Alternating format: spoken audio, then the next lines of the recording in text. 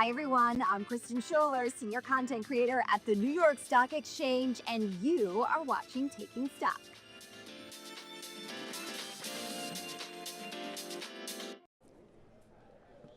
Two minutes to go into the close. Markets in kind of meh territory. Yeah, I said meh. I think that's the technical trading term. We are set to log here what could be 3 consecutive days of losses for the S&P 500, but volume is extremely low across the tape. Very much a market in search of its identity today.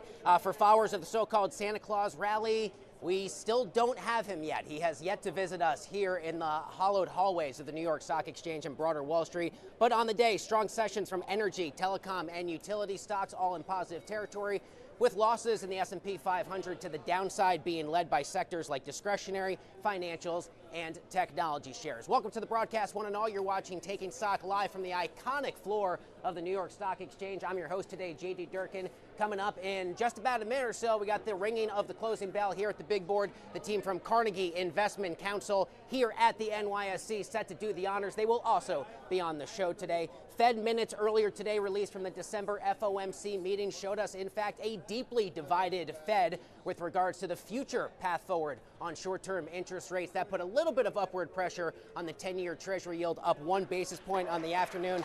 Volatility is up. The dollar is up. The oil benchmarks today are up. The leaders for the Dow 30 include UNH, Boeing, and Chevron, and the laggards in the Dow, Goldman Sachs, IBM, and Cisco. Peter Tuchman will join us in just a bit, but first now, time for the bell.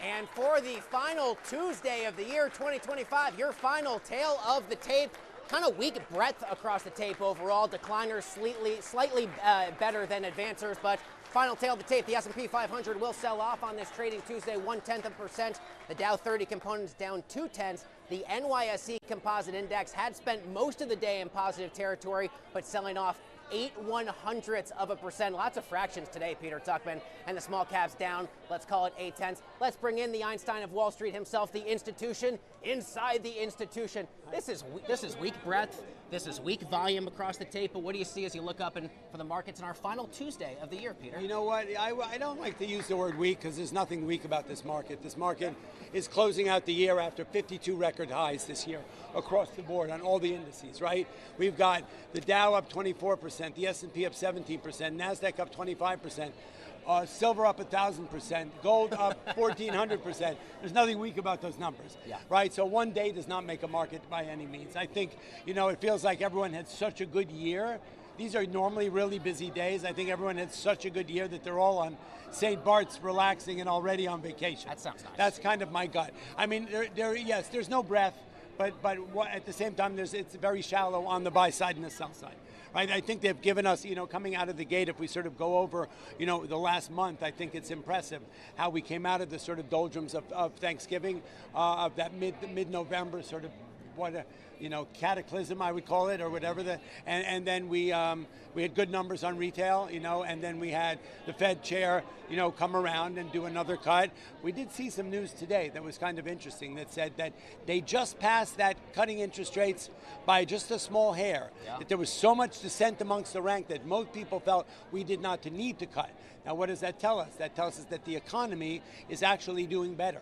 Right? They cut interest rates as a reflection of a softer economy, right? And so the fact that nobody really wanted to cut, but they kind of just did it because it was maybe pressure from the White House and whatnot, showed that actually, the market is strong and the economy is strong.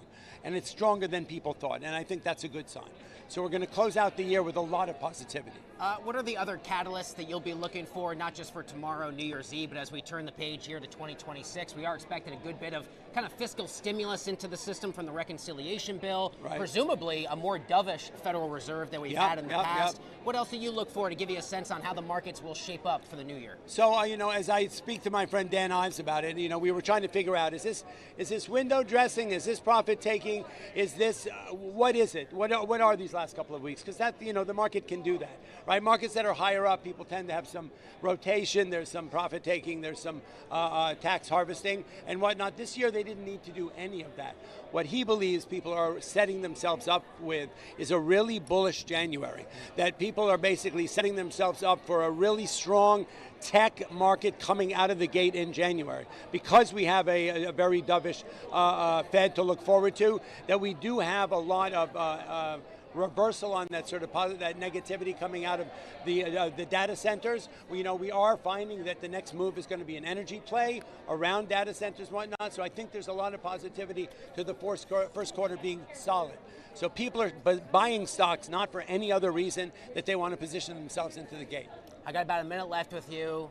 Let's leave the markets to the side. Tomorrow we got one of our favorite big board traditions. Yes. Wait till the sunshine, Nelly. Yes. Comes Nelly.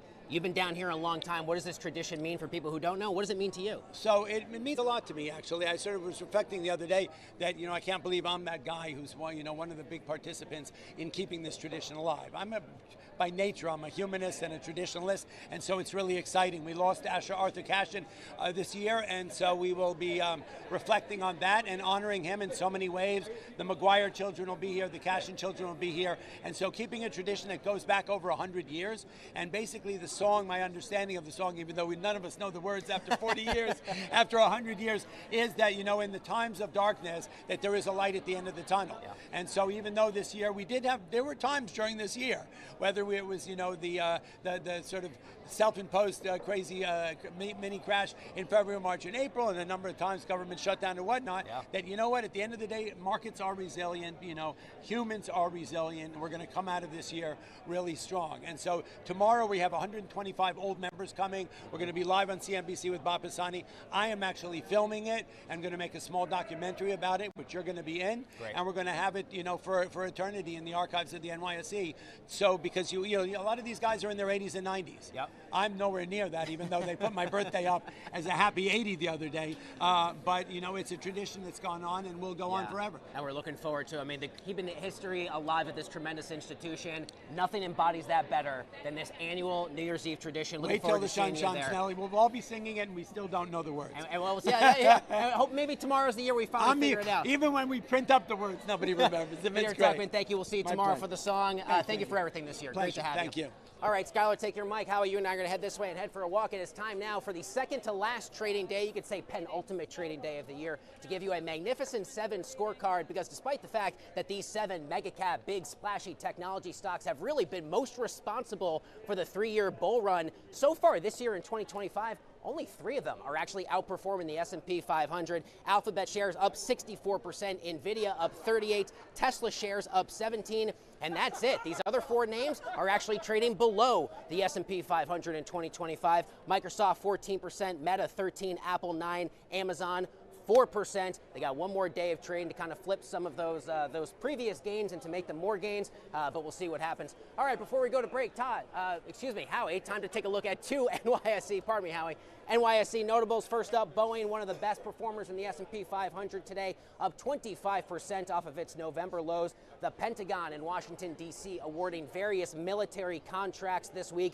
Boeing, a key beneficiary of those contracts. Boeing shares up 24% from the start of 2025. And finally, Howie will take a look at what is unfortunately the worst performer in the Dow Jones Industrial Average here this year. That is UNH, also known as United Healthcare Group, set to wrap up 2025 as the worst Dow stock. Shares down 34% from January 2nd.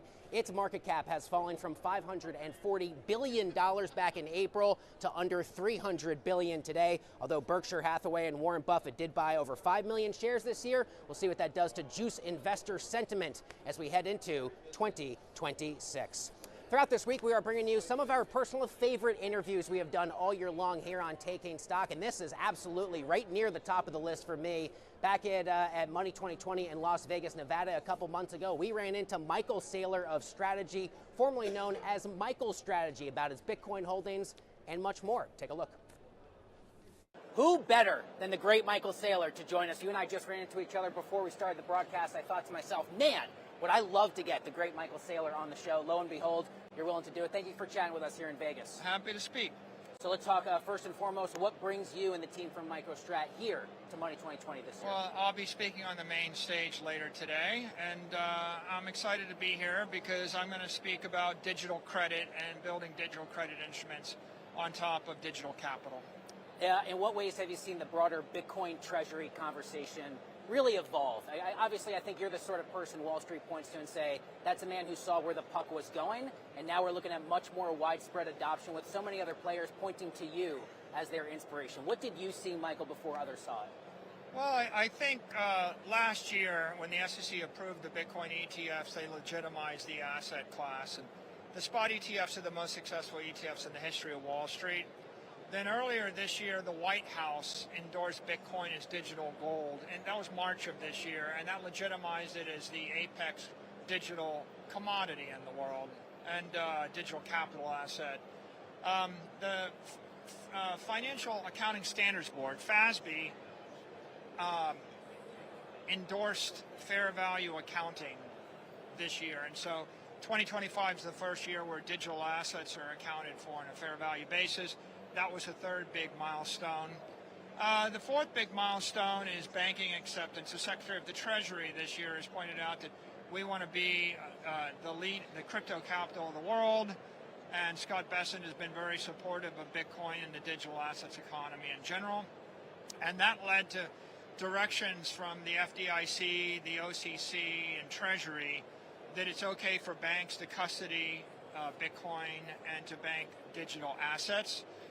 We're seeing that happen right now. We're seeing a wave of institutional adoption in large banks like JP Morgan and BNY Mellon and Wells Fargo and Bank of America and Citi are all announcing pro-Bitcoin, pro-crypto policies.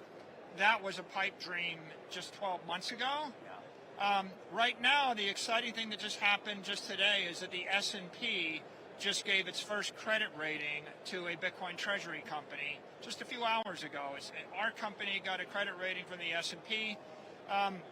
That's exciting because this year we launched 4 digital credit instruments, all backed by Bitcoin. And with that credit rating, that's going to unlock huge pools of capital that can now buy these credit instruments, and that will flow into the crypto economy. You mentioned Treasury Secretary Scott Bessent. We talked about him a little bit earlier on the broadcast, sort of paving the way a little bit for a meeting between Xi Jinping and President Trump. How fundamentally different is this regulatory regime out of Capitol Hill in Washington? The fact you got members of both parties, as well as a Republican in the White House, who are willing to talk about these things in a much more legitimized way than even the old SEC and the old administrations. How notable is that difference from where you're situated, Michael? Well, I think an enormous amount of energy went into shutting down innovation in the previous administration. So there were 100 ideas, and the view was always the cup is half empty, and this is the way that idea might go wrong. And this administration has embraced a very pro-innovation framework and philosophy. And so instead of dissipating huge amounts of energy with enforcement actions and suing the industry, they've actually taken the position of how is it good for America, how is it good for the world if we embrace digital capital, if we embrace digital currency, if we embrace digital finance, if we embrace digital securities, if we embrace digital intelligence and the digital transformation of the world. And I think what you see is everybody from the White House through all the cabinet and through all the financial regulators are more interested in how to make America the crypto capital of the world, the AI capital of the world, the digital capital of the world. And that's been very, very motivational. I think it's driving a huge amount of innovation throughout the industry. And, you know, I think the proof is in the pudding. You can see the industry's grown from $2 trillion to $4 trillion in 12 months. We've created trillions of dollars of wealth, and I think we've seen hundreds, if not thousands, of innovations launched. Great, Michael Saylor, MicroStrategy. I told you earlier that Eric Trump and I were talking last week. He speaks so highly of you for sort of setting the pace for the broader Treasury space. Thanks a lot for joining us. It is great to have you. Thank you.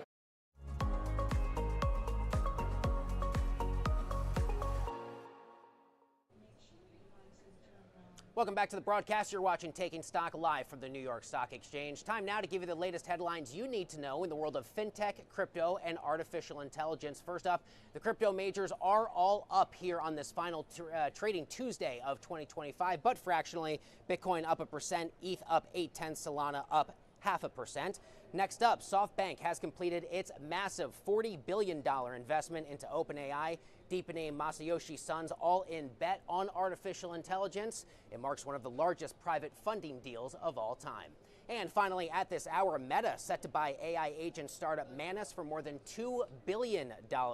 It's a fast-moving deal that deepens Mark Zuckerberg's big bet on AI and also adds a revenue-generating agent business to Meta's stack. All right, join the show at this hour. Richard Alt is the CEO of Carnegie Investment Counsel, not just a terrific guest here to celebrate a little bit ahead of the New Year's holiday, but also a guest who just rang the closing bell. Welcome to the show. Thank you very much. Thrilled to be here. Of course, can I first get your perspective? What is the experience like for you and your colleagues to be up there, bringing about a close to the global financial markets today? Yeah, it's a thrill. We're a Midwest-based investment advisor, and this is a little overwhelming. While we're thrilled to have participation in all our offices here, but this is the heartbeat of capitalism, so it's great for us to be here. Thank you. Talk to us a little bit more about the top priorities for the firm in Carnegie and what 2025 has really looked like, Richard. Well, 2025, we walked into the year with the idea that it might be a difficult year after 2 years in a row of 20+% gains, and we're on the cusp of almost a 20% gain here in 2025. We did do 2 acquisitions in 2025. We added an office in Stamford and one in Orlando, and looking for bigger and better things ahead. I want to get your take on, correct me if I'm wrong, 50-year anniversary. Yeah, what does that mean for you? Well, the firm was founded in 1974 by Prescott Ball and Turbin. We do get the question, my partner and I get the question about did we found the firm, but we would have been like 4 years old at the time, so no. But we became managing partners 17 years ago, and we were less than 200 million at the time, so we're at 7.5 billion today, so we're proud of our growth. Absolutely. Congratulations on that growth and undeniable success. Carnegie, fee only, independent, 100% employee owned. How did that come together, and what does that mean for people in the family at Carnegie? Yeah, it just means everybody at Carnegie participates in the growth of the company, and being a fiduciary registered investment advisor, we don't have conflicts of interest. We make investment decisions for the benefit of the clients. We don't sell products. We have no commissions. And we are fortunate to serve some wonderful, wonderful clients. Can you talk to me a little bit about the longstanding relationship with the Malala Fund and the most important components of that relationship you would most want our viewers to learn about? I'd love to talk about it. About 90% of our business is managing high net worth individuals. About 10% are nonprofits. One of those nonprofits happens to be the Malala Fund, and we're very, very fortunate. The Malala Fund, if you're not familiar, it's supporting the education of young women across the world, specifically in 9 countries. Half the world's population are women. The most free and cultured societies in the world are all where women have the most economic freedom and economic rights, and education as well. How do women get educated, get young girls educated? That's what the Malala Fund is all about, getting young girls educated. Yeah, what an incredible initiative, and congratulations to the firm for your relationship there and all of the success. Richard Alt, CEO of Carnegie Investment Counsel, Happy New Year to you. Thanks for being on the broadcast. I'm thrilled. Thank you very much. Happy New Year. Folks, don't go anywhere. Much more Taking Stock coming up from the big board after this.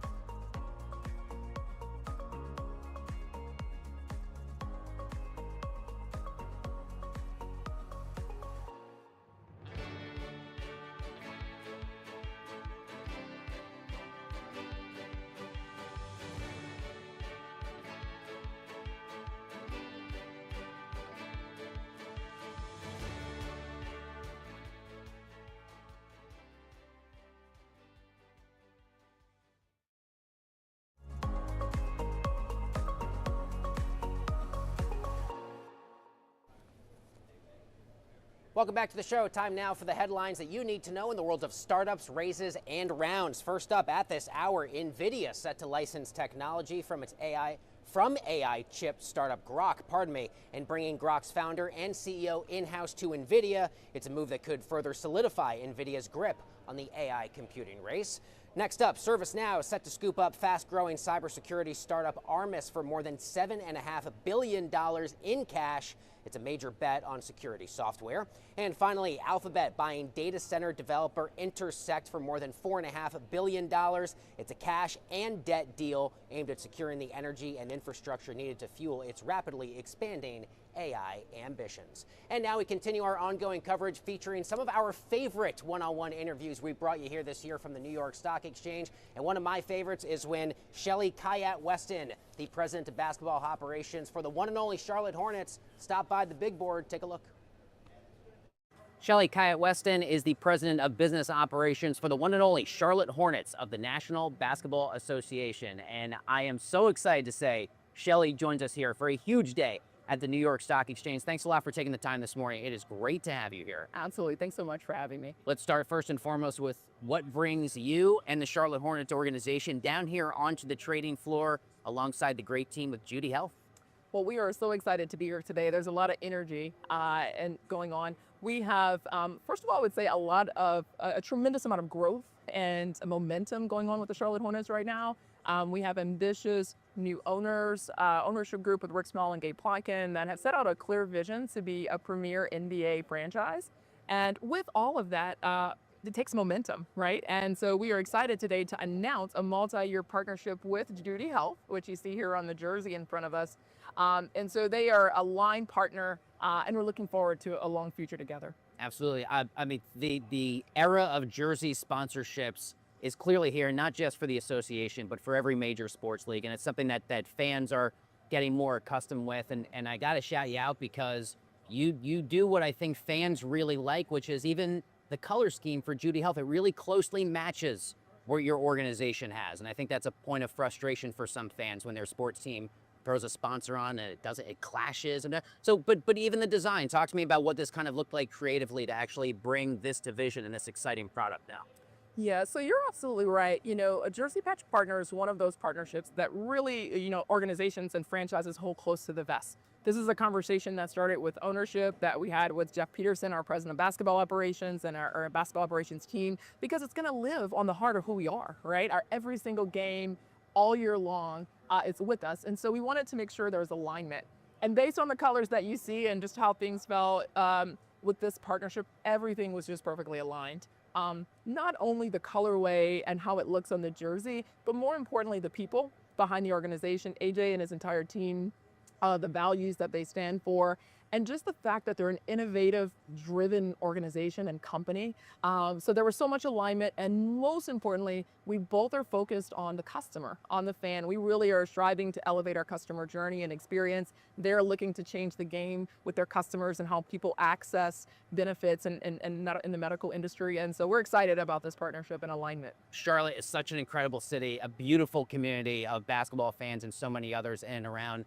What do you most hope and what are your expectations with regards to Judy Health and other partners that the organization has in its orbit in terms of what they mean, their placement, their relationship with the fans, game in and game out?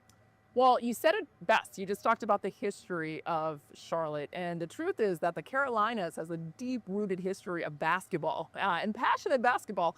Once early in the 80s when the team first came in late 90s, the Charlotte Hornets are actually the leading attendance leader in the NBA for consecutive years. With Del Curry, Muggsy Bogues, again, Larry Johnson. I mean, it's got a deep history. Also a history of pinstripe jerseys, which no other team did, the colorway of teal and purple. So it's got a deep history of innovation and being unique, but just of passionate fans in the Carolinas that love basketball. And so we're excited, I think, together of how we're gonna touch our customers, how we're gonna reach, again, everybody wants to put the jersey on, so that's an important part of every fan, as you mentioned earlier, so it looks great, that's a first step. And more importantly, we want our fans in the Carolinas and throughout the country to feel proud of our organization and of the Charlotte Hornets. Yeah, I am very grateful for your time and for being here. The jerseys look absolutely awesome. Congratulations on the new partnership with Judy Health. It's great to have you here today. Thank you. Thank you for having me.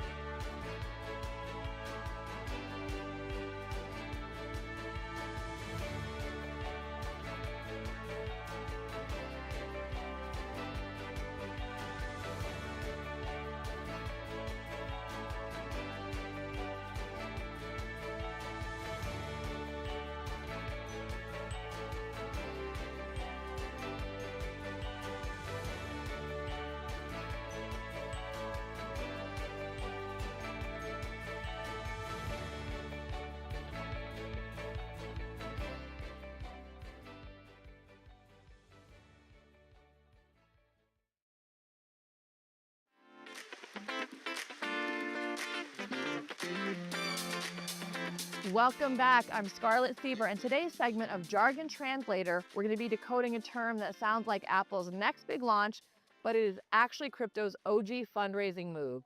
ICO, or initial coin offering. Oh, ICOs, the Wild West of fundraising, where fortunes were made and trust funds were lost. Picture this, it's 2017, Bitcoin is mooning, and suddenly every crypto project is like, we need cash to build the future. But instead of going to VCs or banks, they invent their own playbook, the ICOs. Here's the vibe. A startup creates a shiny new token, writes a white paper that promises to change the world, think Uber for blockchain, and then sells those tokens to the public. You send them Bitcoin or Ether, they send you their token. Boom, you're an early stage investor. Kind of. It's like crowdfunding meets Wall Street, but without the suits or the rules. No SEC filings, no IPO roadshows, just vibes and Telegram groups. And for a while, it was pure chaos. Billions raised, Lambos bought, and yes, scams everywhere. Why did people love it? 2 words, FOMO and moonshots. If you got in early and the token blew up, you were printing money. If not, well, you were basically buying magic beans. The next time someone flexes about getting into an ICO, remember, it wasn't an iPhone launch, it was crypto's version of Shark Tank, but without the sharks. That's your jargon translated.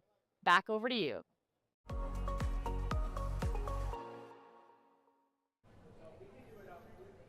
Welcome back to the broadcast. With our remaining moment, get you quickly updated on what to expect tomorrow here on Wall Street, the final trading day of the year. It is actually historically one of the weakest days for the S&P 500. According to the Stock Traders Almanac, only a 28% probability the markets finish in positive territory tomorrow, but we will see what the tail of the tape is. Thanks for watching. We'll see you again tomorrow.